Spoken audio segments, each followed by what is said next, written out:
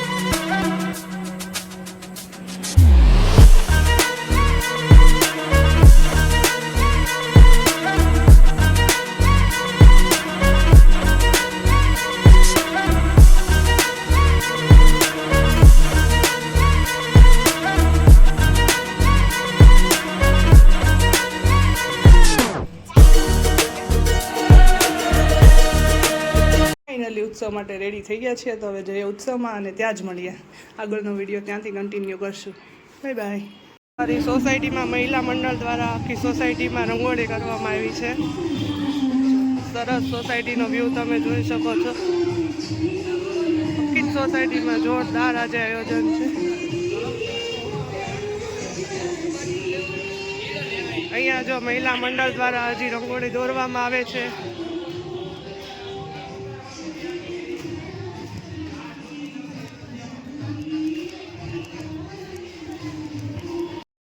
સોસાયટીની મહિલા મંડળ જો હજી રંગોળીમાં બિઝી છે। સવારે 7 વાગ્યાથી બધા મહેનત કરે છે। બહુ સરસ દોર્યું રેખાબેને।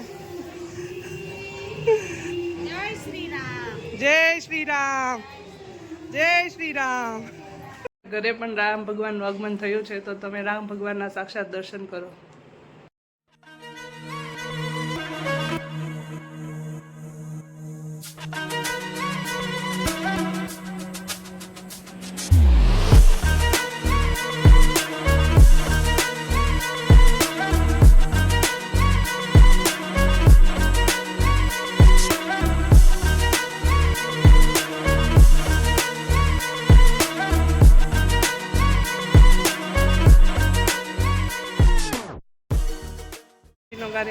થઈ ગયો અને હવે કળશ યાત્રાની તૈયારી થાય છે. તો હવે થોડા જ ટાઈમમાં તમને કળશ યાત્રા બતાવશું.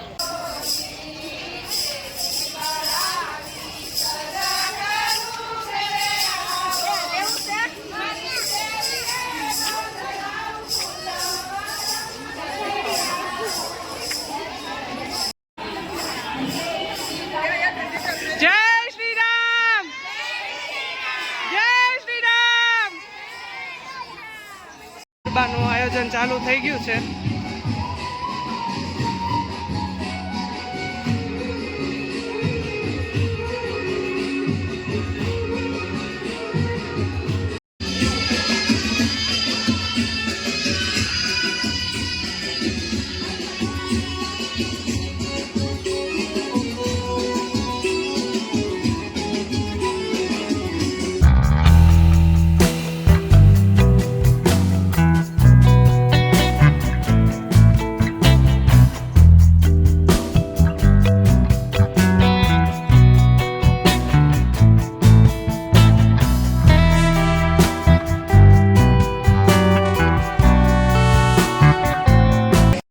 કાર્યક્રમ પૂરો થઈ અને હવે મહાઆરતીનો પ્રોગ્રામ છે. તો હવે મહાઆરતીનો પ્રોગ્રામ કરવામાં આવે છે સર્વે સોસાયટી તરફથી.